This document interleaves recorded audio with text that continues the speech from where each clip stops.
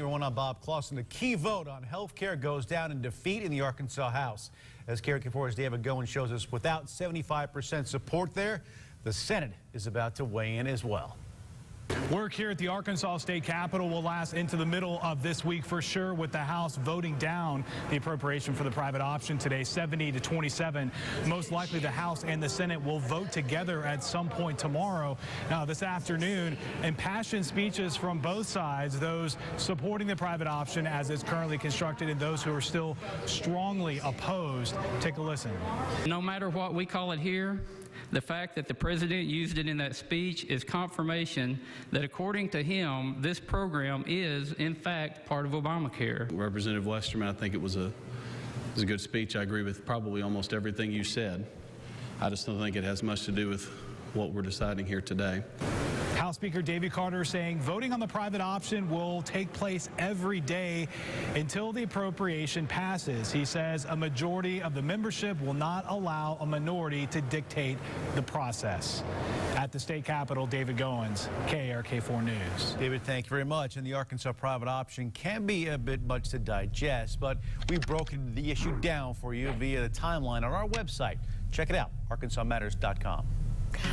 A North Little Rock legislator once against the private option now supports it. Senator Jane English says big changes, though, are coming to workforce development in Arkansas in exchange for her private option vote. Because money matters, KARK4's Dustin Barnes joins us with more on what this all means. Dustin. Yeah, Ashley, Senator English is a big supporter of Arkansas Works Fast Track, a program that's geared toward training Arkansans for jobs that go unfilled because many don't have the skills to do them. The welding jobs out there are plentiful, but unfortunately, there aren't enough welders out there to do the work. That's one of the reasons Roger Fox decided to major in that field at Pulaski Tech. I mean, there's a huge, massive demand for it. The pay's great. I enjoy building things with my hands. It was just kind of a change-up. And it seems as though many others enjoy it as well, as just about every corner in this shop has a student there. When you help the economy grow, you provide good living for people. Workforce and education leaders are teaming up to focus on training Arkansans for trade jobs available in our state and making sure the two-year colleges can teach those skills. So that's what our hope is identify those areas where we have the shortages, work with the college to develop the program, and utilize the resources that we have to help them with the upfront capital that sometimes is a barrier to them being able to offer that program. Leaders say it's a victory for the state if lawmakers allow this program to take place. You want to be at the top of your field in everything you do.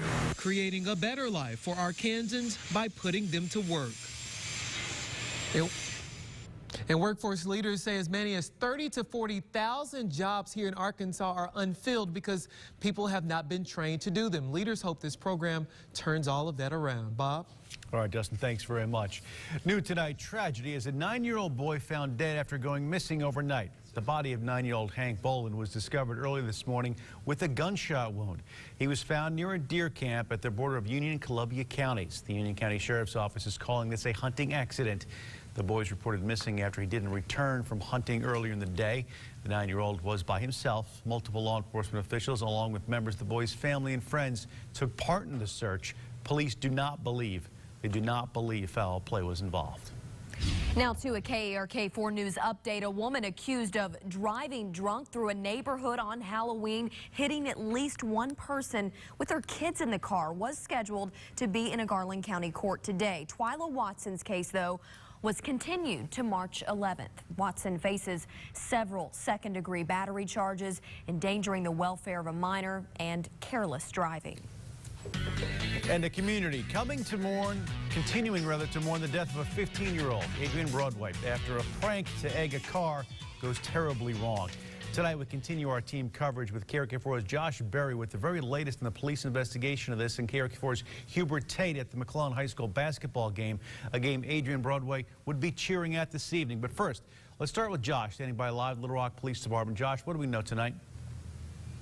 Well, Bob, Willie Noble remains in jail tonight as this investigation continues. And we did learn today what Willie Noble told police happened that Saturday morning when he says he went outside to find his car vandalized. We learned that there were eggs and mayonnaise and leaves thrown on top of it. He told police he went inside and told his wife, whoever it was, they'll be back. Well, 7 teenagers did return that night, and Willie Noble told police, and as police say, he fired multiple times into the car as it drove away. Willie Noble told police he only intended to scare them and didn't aim to shoot anyone. Well, one of those rounds did hit 15-year-old Adrian Broadway in the head, and she died from those injuries. Now, as this investigation continues, so does life for those close to Adrian, including the ones that went to school with Adrian. We were there today as they went back for the first time since this shooting death. The difference in the halls at McClellan High School Tuesday is evident. As memorials and tribute posters are unfolded, the absence of 15-year-old Adrian Broadway hits hard. It's the first day of school since she was shot and killed. Every other morning, I would get to see her in class. Ray Marie Busby would have had Adrian in class first period Tuesday. I don't think I was actually really prepared for it because you have no idea what it's going to be like until.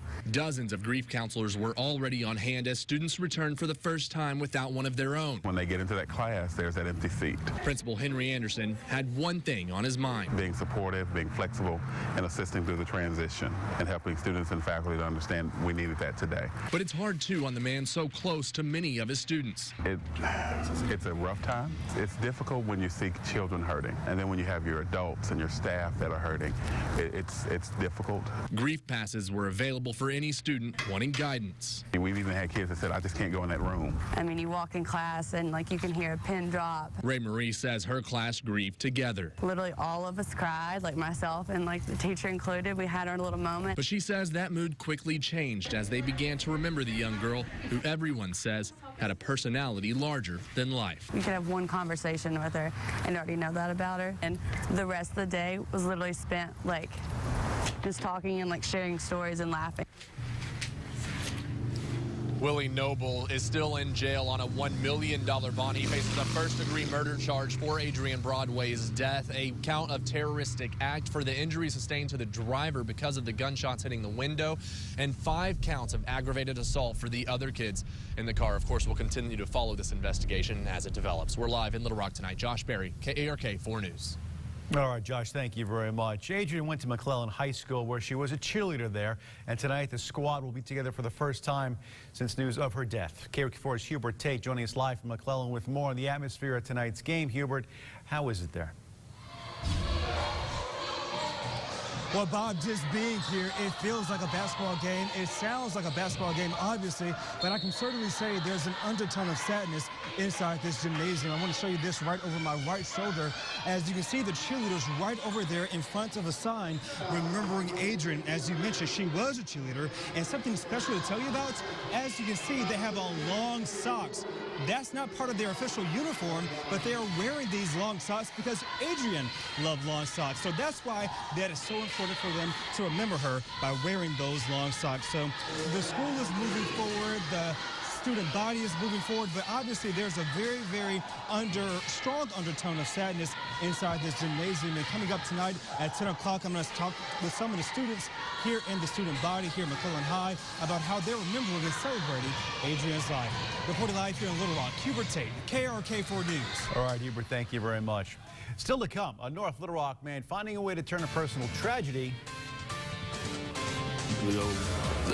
This July, my son was murdered. Into something productive. Find out more on the project he hopes will help youth channel their energy in a different manner. In tonight's Arkansans with Courage.